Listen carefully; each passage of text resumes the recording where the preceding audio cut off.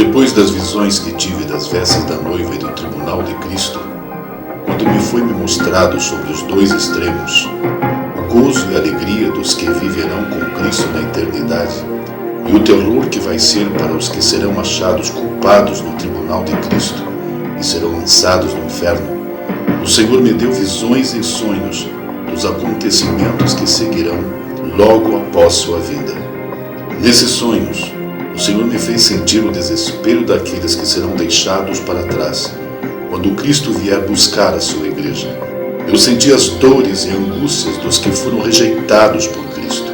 O fato de saber que teria que enfrentar a fúria diabólica do anticristo era desesperador. Pude sentir o lamento e a tristeza inconsolável dos que, conhecendo a Cristo, não viveram uma vida digna do Senhor e da sua palavra, e pela hipocrisia que viveram, sendo apenas cristãos nominais e por andarem em conformidade com o mundo, entregues a concupiscências, prazeres e vaidades da carne, encontraram-se despreparados para a vinda do Senhor. O que posso dizer com clareza é que cada um que ficar em prantos e lamentos irão lembrar da oportunidade que tiveram, de cada experiência espiritual que experimentaram, e depois se esfriaram tornando-se mornos, passando a viver uma vida dupla, tentando servir ao mundo e a Deus ao mesmo tempo. É difícil descrever a angústia que esses sentirão naquele dia. Eu não estou descrevendo o que os ímpios e descrentes sentirão, mas os que se dizem cristãos e não vivem a fé que professam, dos que se relacionam na igreja, mas não cultivam um verdadeiro relacionamento com Cristo. São apenas frequentadores de igrejas sem compromissos com Deus. Vivem uma fé artificial de aparência que não tem nada a ver com a essência da verdadeira fé. O número desses não será pouco, mas na verdade será a maioria, como a própria palavra de Deus o diz. Poucos serão os escolhidos. Em Mateus 20:16 encontramos Jesus dizendo: muitos são chamados, mas poucos escolhidos. E também: esforçai-vos por adentrar pela porta estreita, pois eu vos asseguro que muitas pessoas procurarão entrar e não conseguirão. Lucas 13:24.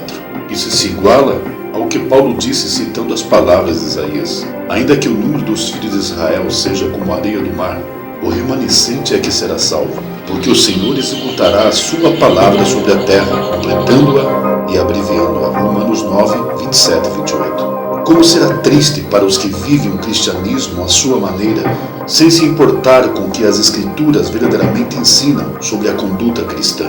Como será triste para os que, dizendo-se servos de Cristo, cultivam ídolos em seus corações. Como será triste para os que trocaram a verdade pela mentira. Como será triste para os que se deixaram se enredar novamente pelas concupiscências do engano. Como será triste para os que se iludiram novamente pelo colorido enganoso do mundo e deixaram de contemplar a beleza das coisas espirituais. Como será triste para os que vivem um cristianismo de aparência apenas, sem autenticidade. Como será triste para aqueles crentes que, como a igreja de Laodiceia, se acham prósperos, ricos e abastados, sem sentirem falta de nada, e naquele dia descobrirem que eram miseráveis, pobres, cegos e nus, pois não tinham uma vida verdadeira com Cristo, onde suas vidas encontraram-se mergulhadas no materialismo e as ambições desta vida. Não serviram a Deus pelas riquezas eternas, mas sim pelo aqui e o agora. Não podemos nos esquecer que Ele conhece os que são seus. Não podemos nos esquecer que Ele conhece as obras de cada um e dará a cada um segundo as suas obras. O que tenha feito através do corpo, seja bem ou mal. Seu juízo é segundo a verdade e nele não há engano. Todo juízo que Ele fez, faz e venha fazer, Ele fez, faz e fará por motivos e razões justas. Ele nunca aplicou um juízo sem antes dar tempo de reconciliação e conserto para o ofensor e o transgressor. Ele tem dado tempo para todos, mas são poucos que estão aproveitando esse tempo para se converterem. Então naquele dia ninguém será sentenciado inocentemente, mas cada um receberá o que merece, seja o bem ou o mal, de acordo com suas escolhas e decisões. Sim, o que vi e ouvi eram os gritos, berros e lamentos dos que foram rejeitados por Cristo, que se ouvia por toda parte, mas já era tarde demais, porque Cristo já havia levado a sua igreja, e os que ficaram teriam que enfrentar outra terrível realidade que se iniciara, a grande tribulação e a fúria do anticristo. Vi exércitos de soldados fortemente armados. Vi pessoas fugindo para as matas com medo de serem presos e mortos. Todos aqueles acontecimentos criou em toda parte um clima de terror e angústia. Apavorado pelas coisas que vi, assim como na primeira visão, ouvi o Senhor falar as seguintes palavras: crucifique o mundo e as concupiscências carnais, para que tenha o direito da glória que virá pelos séculos dos séculos sem fim. Pois os que não assim fizerem, irão para o tormento de fogo pelos séculos dos séculos sem fim. Vocês sabem sobre o fim dos séculos, mas por amor a vocês, torno a vos falar novamente. Diga à igreja que ouça o que vos digo. Levantai e abandonai o pecado. Sejam servos santos, retos e puros. Crucifiquem a glória do mundo para que obtenham da glória que virá pelos séculos dos séculos sem fim. Anjos estão com livros nas mãos para fazerem cumprir tudo o que foi prescrito. Fui despertado enquanto ainda ouvia essas palavras. E outra noite, o Senhor me fez ver o momento em que houve o arrebatamento e os acontecimentos que se seguiram. Ouvi sons de estrondos, explosões e batidas de carro. Ouvi grito de pessoas que ecoavam de todos os lados. Tudo era assustador. Fiquei estarrecido pelas coisas que vi.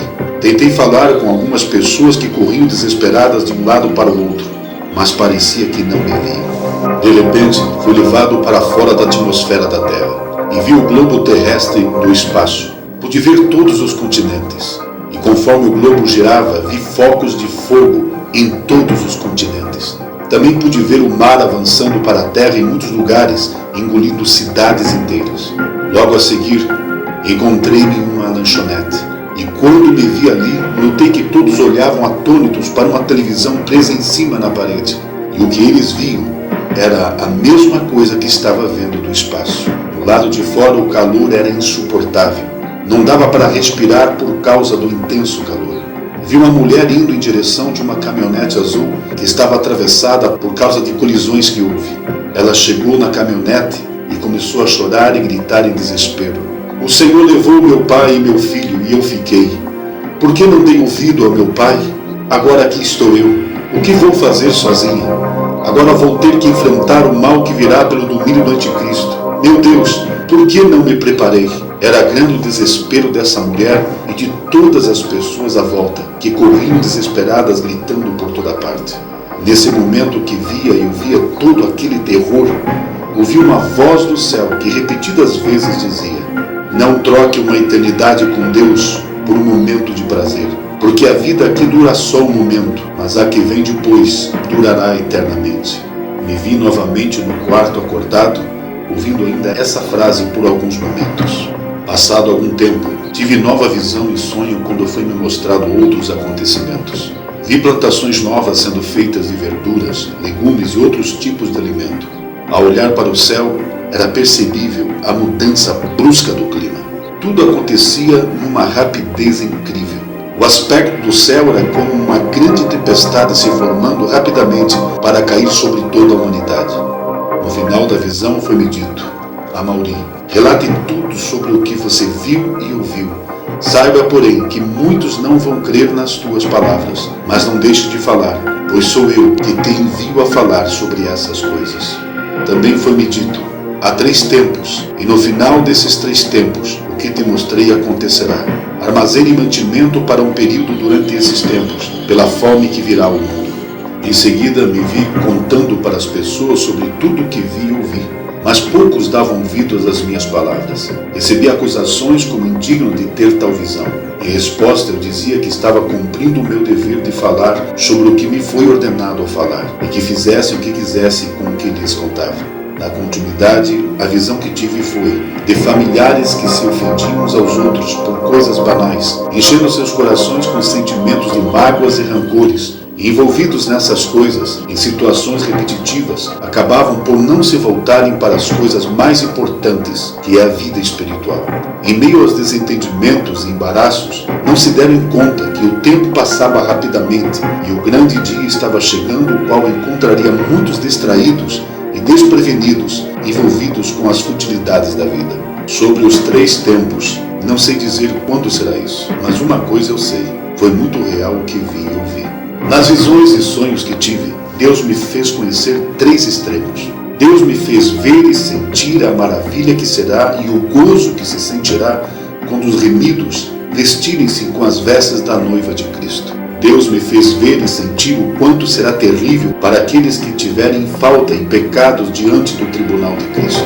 Deus também me fez ver e sentir o terror de ser deixado para trás quando Cristo vier buscar a sua igreja. Eu pude sentir o desespero daqueles que serão rejeitados por Ele por não terem se preparados para a sua vida. Diante das coisas que o Senhor tem me mostrado e acabei de relatar, e sabendo o que dizem as Escrituras, que declaram que cada um responderá por si mesmo no grande dia, pergunto a você, meu irmão e irmã em Cristo: se hoje você fosse levado a se apresentar diante do tribunal de Cristo, qual seria seu veredicto? Como você se encontra espiritualmente? Que tipo de vida você tem vivido? Se Cristo voltar hoje, você está preparado para ir com Ele? Examine-se hoje a si mesmo. Acerta o que tens que acertar. Põe em ordem a tua vida e humilhe-se diante do Senhor. Naquele dia não terá nova chance, não terá voltas.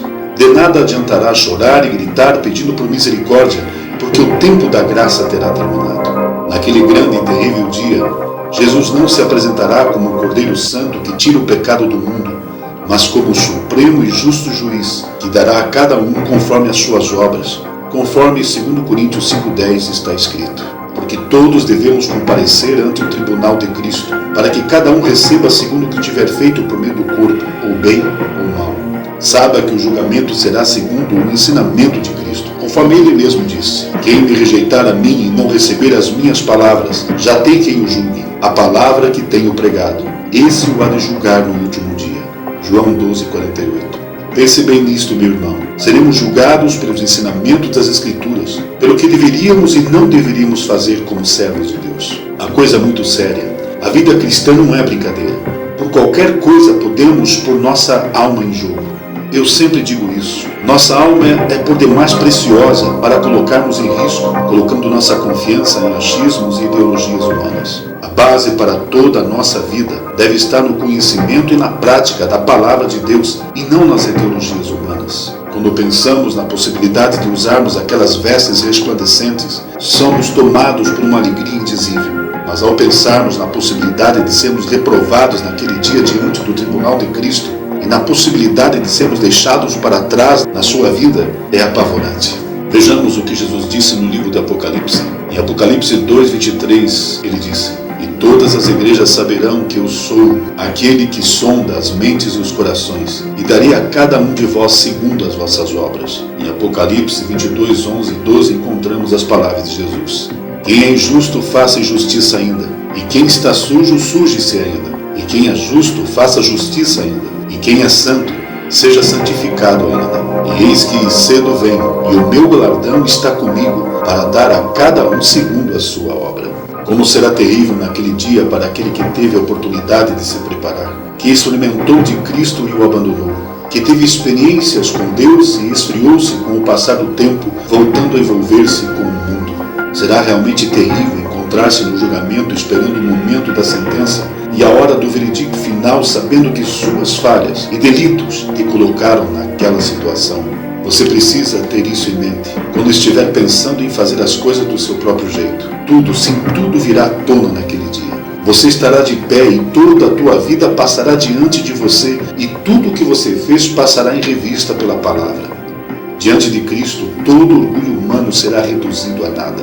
Ninguém poderá se esconder diante do Deus Santo. Cada um se encontrará ali sem cobertura alguma, mas completamente nu, sendo apresentado tudo o que já fez. Cada mentira, cada pensamento, intenção, tudo, absolutamente tudo. Nada será esquecido ou ignorado. Tudo o que estiver escrito a teu respeito virá à tona contra você. Guarda o que vou te dizer agora. Se você não se limpar no sangue do Cordeiro, se tudo não tiver apagado através do verdadeiro arrependimento antes da sua vida presente terminar, se você não se consertar com Deus enquanto ainda há tempo, como estará você quando os livros forem abertos na tua frente? Se você não se encontrar em Jesus Cristo verdadeiramente, você será julgado pelos seus feitos. Eu já vi muita gente, até pregador, dizer que Deus não atira ninguém no inferno, mas Jesus disse que Ele atira. Veja o que Ele disse em Lucas 12:4 e 5. E digo-vos, amigos meus, não temeis os que matam o corpo e depois não têm mais o que fazer. Mas eu vos mostrarei a quem deveis temer. Temei aquele que depois de matar tem poder para lançar no inferno. Sim, vos digo, a esse temei.